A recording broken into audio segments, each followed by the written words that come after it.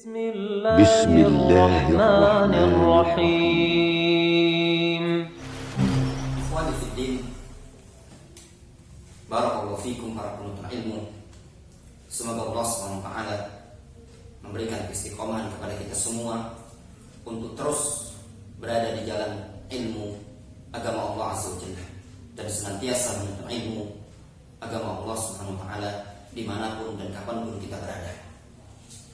Merupakan suatu ucapan yang masyhur dari kalangan para ulama di zaman dahulu tentang hakikat nikmat seseorang berada di atas kenikmatan ilmu, berada di atas kenikmatan ibadah, berada di atas kenikmatan syariat ini tadi dinukilkan dari Ibrahim ibnu Adham rahimahullah taala.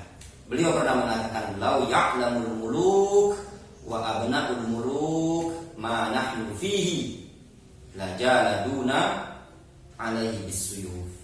Kalau seandainya al-muluk, para raja, wa abna'ul muluk, dan pangeran-pangeran, anak raja, mengetahui apa yang kita berada di atasnya berupa kenikmatan ibadah, nikmat berpegang teguh di atas Al-Quran dan Sunnah, nikmat mempelajari agama Allah SWT, nikmat ilmu dan nikmat syariat ini tadi, la jaladuna alaihi bisuyuf, niscaya mereka akan merebutnya, merampasnya dari diri kita dengan pedang-pedang yang mereka miliki dan dengan kekuasaan yang mereka miliki.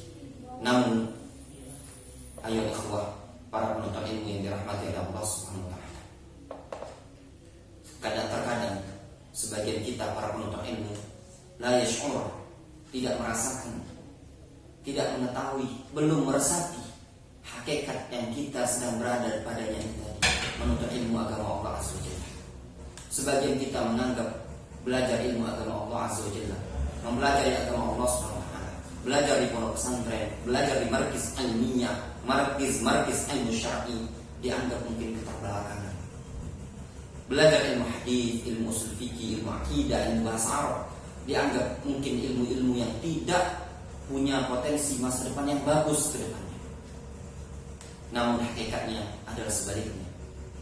Bahkan kalau di zaman dahulu sebagian orang yang mendapatkan kekuasaan dan jabatan itu merasa menyesal dengan jabatan mereka dikarenakan mereka tidak mendapatkan nikmat berupa ilmu. Sebuah kisah yang disebutkan oleh Imam Al-Khatib Al-Baghdadi dalam kitab beliau Al-Jami' li Akhlaqir Rawi wa Adabis Sami'. Kisah beliau menyebutkan dengan sanadnya dari Abul Husain Ibnu Faris Al-Lughawi. Dinukilkan kisah dengan sanadnya dari Abul Husain Ibnu Faris Al-Lughawi. Ibnu Faris yang ma'ruf. Ibnu Faris menyatakan, "Sami'tul Ustaz Ibn al-Amid." Aku mendengar Ustaz Ibn al-Amid yaqul, "Ma kuntu azun anna fid dunya halawatan aladhu min ar-ri'asa wal wizar allati ana fiha." Kata Ustaz Ibn al-Amid, dia mengatakan, sungguh dulu aku tidak mengira bahwasannya di dunia ini tadi tidak ada kenikmatan yang paling lezat, paling manis dibandingkan kepemimpinan dan wizarah, kementerian. Ya, kepemimpinan dan kementerian yang ada pada zaman itu. Allati ana fiha, yang aku sedang berada padanya sekarang ini. Dulu Ibnul Amid pernah mengatakan bahwasanya dulu aku tidak mengira sama sekali kalau di dunia ini tidak ada yang paling lezat, paling nikmat, paling manis dibandingkan kepemimpinan dan kementerian yang aku sekarang sedang berada padanya. Karena jabatan beliau ketika itu memang seorang pejabat pemerintah. Namun kata beliau, hatta syahadtu mudzakarata Sulaiman ibn Ahmad At-Tabrani wa Abi Bakar Al-Ji'abi bihadrati, sehingga atau sampai tatkala aku menyaksikan mudzakarah, ya, murajaah mudzakarah antara Sulaiman ibn Ahmad At-Tabrani dan Abu Bakar Al-Ji'abi bihadrati, yang aku saksikan di depanku sendiri. Fakana At-Tabrani yaglib Al-Ji'abi bi kathrati hifdhi. At-Tabrani ketika itu bisa mengalahkan Al-Ji'abi dengan banyaknya hafalan Al-Imam At-Tabrani. Wa kana Al-Ji'abi yaglib At-Tabrani bi fiqnatihi wa dhakai ahli Baghdad. Dan Al-Ji'abi ketika itu bisa mengalahkan At-Tabrani dengan kecerdasan yang ada pada dia, rahimahullah rahmatan wasi'ah. At-Tabrani mempunyai hafalan, sedangkan Al-Ji'abi mempunyai kecerdasan. Mereka berdua mudzakarah ilmu. Hatta yartafa'at aswatuhuma wa la yakadu ahaduhuma yaglib sahibahu, sehingga suara mereka berdua saling terangkat, meninggi, dan masing-masing dari mereka berdua tadi hampir tidak bisa mengalahkan lawannya. Ilmu yang luar biasa, mudzakarah ni'mat yang luar biasa. Yang ini menampilkan ilmunya. Murad mudzakarah saling bersahut terhadap temannya. Ini perkara yang ma'ruf di kalangan kita para penuntut ilmu. Mudzakaratul ilm di pondok-pondok pesantren, di markas ilmu, sudah suatu yang ma'ruf di kalangan kita semua. Mudzakarah, murojaah bersama teman. Lalu Ibnu Al-Anid menceritakan, faqala Al-Ji'abi. Al-Ji'abi menyatakan, indi haditsun laisa fid dunya illa indi. Aku mempunyai hadis yang tidak ada hadis tersebut di muka bumi di dunia ini melainkan ada padaku. Luar biasa. Al-Ji'abi mengklaim kalau dia punya ilmu hadis yang tidak ada pada orang lain, yang ada cuma dia. Faqala At-Tabrani, lalu Imam At-Tabrani mengatakan, hadi, berikan, tunjukkan hadisnya. Mana hadisnya? Lalu Al-Ji'abi membawakan sanad. Haddatsana Abu Khalifah qala haddatsana Sulaiman ibnu Ayyub, telah menyampaikan hadis kepada kami Abu Khalifah, telah menyampaikan hadis kepada kami Sulaiman ibnu Ayyub pada qara'at hadis. Lalu dia menyampaikan hadis dengan sanadnya sampai kepada Rasulullah SAW. Lalu ditimbali oleh Imam At-Tabrani yang unik sanad. Ya. At-Tabrani menimbali.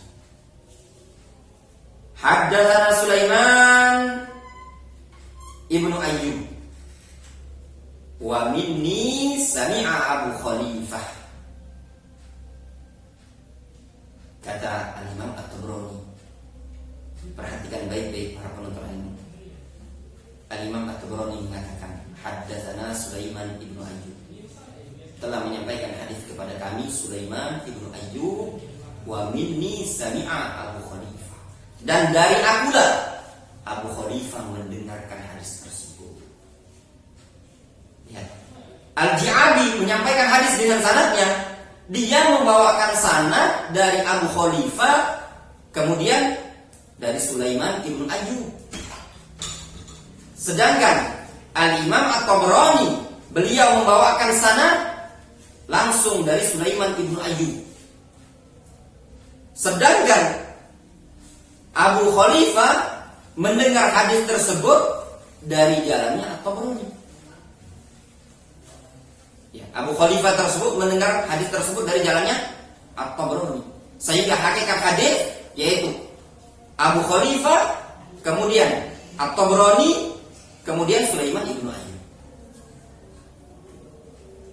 Lalu kata Imam At-Tabrani, fasma' minni ya Al-Ji'abi, dengarkanlah sanad tersebut dariku, hadis tersebut dariku, wahai Ji'abi, hatta ya'luwa isnaduka, supaya sanadmu bisa tinggi, bisa ali, suatu nikmat dari kalangan ulama ahlul hadis, mereka tatkala mereka bisa mendapatkan sanad yang tinggi. Dinukilkan dari Sufyan Ats-Tsauri, beliau ditanya, apa sesuatu yang engkau inginkan di muka bumi ini tadi? Beliau menyatakan isnadun alim wa baitu khalin, sanad yang alim dan rumah yang kosong, nyaman, luas gitu. Sanad yang tinggi, sesuatu yang dicari oleh para ahlul hadis. Kata Imam At-Tabrani, fasma' minni yarji'a bi hatta ya'lu wa isnaduka.